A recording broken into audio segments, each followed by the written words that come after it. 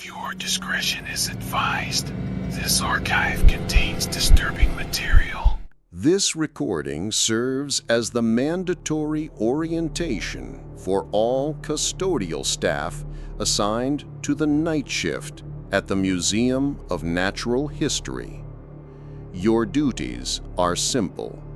Ensure the facility is clean and fully prepared for the public by 8 a.m. But understand this museum is more than just a collection of artifacts.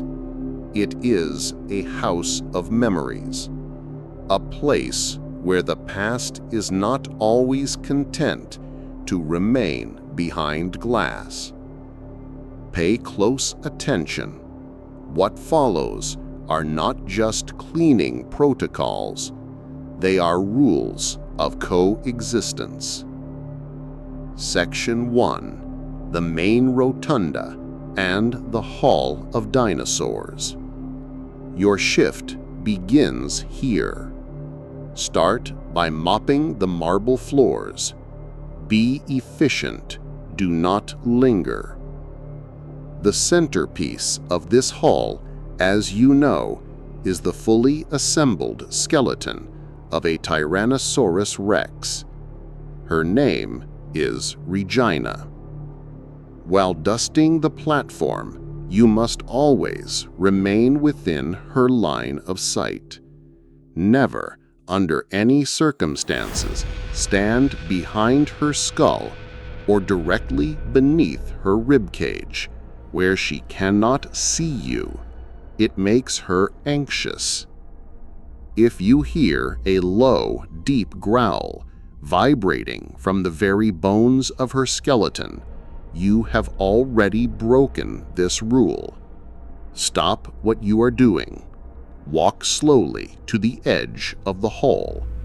Keep your eyes on her until the sound ceases. She will eventually settle. Section 2. The Mammal Hall. This section demands caution. Here, your task is simple. Clean the glass of the dioramas. Inside these cases are taxidermy specimens from across the globe.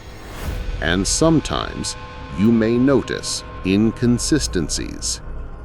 The most frequent report concerns the North American wolf diorama. The alpha male, known as lupus, has the tendency to shift his gaze. One moment, his eyes will be locked on the deer inside the display. The next, they will be fixed directly at you. Do not react. Do not show fear. He is territorial. Continue wiping the glass. Break eye contact. Move on. If you show fear, he may interpret it as a challenge.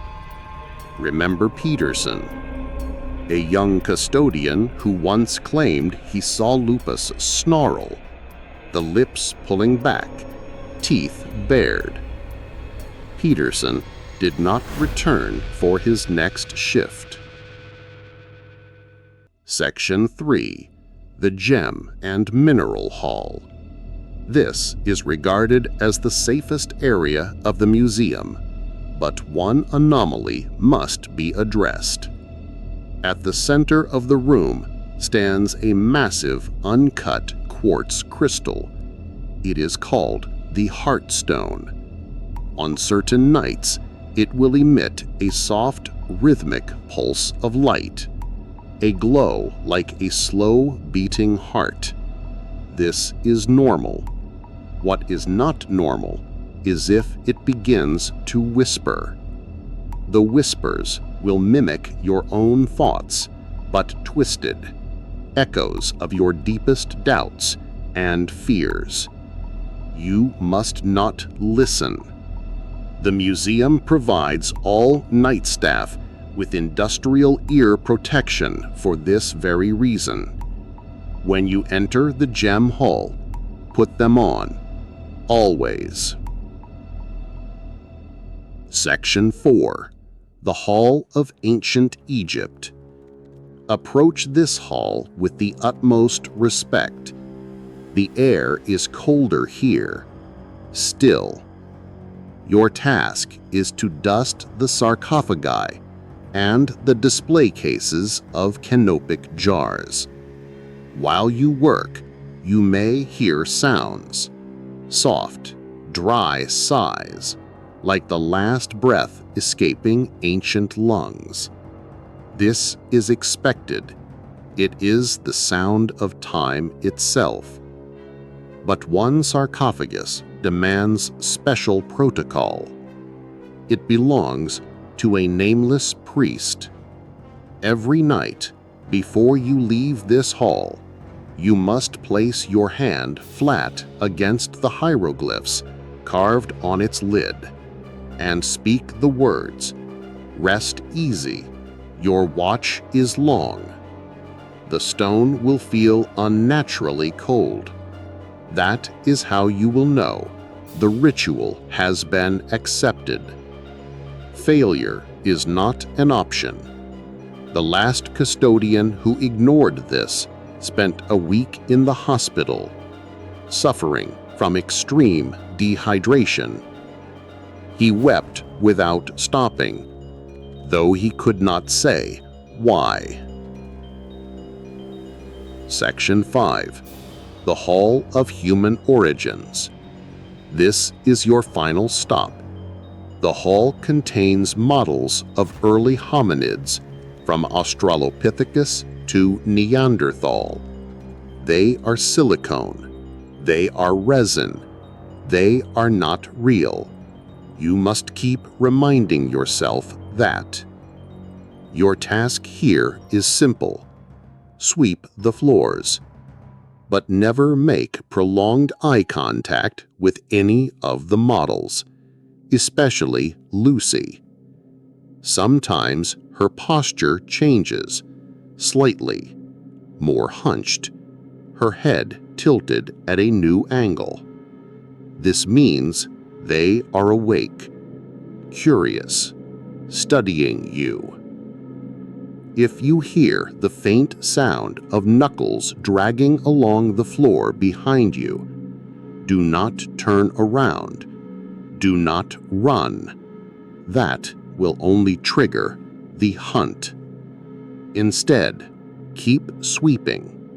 Calm, deliberate. Move steadily toward the exit.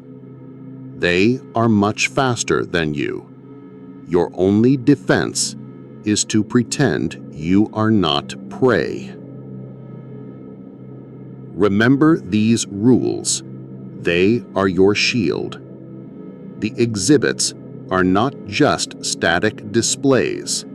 They are echoes of lives that once carried power. They are not malevolent, but they are territorial. They were here long before us, and they will remain long after we are gone. Your job is to clean their house without disturbing them. This concludes your training. Your shift begins now. Welcome to history.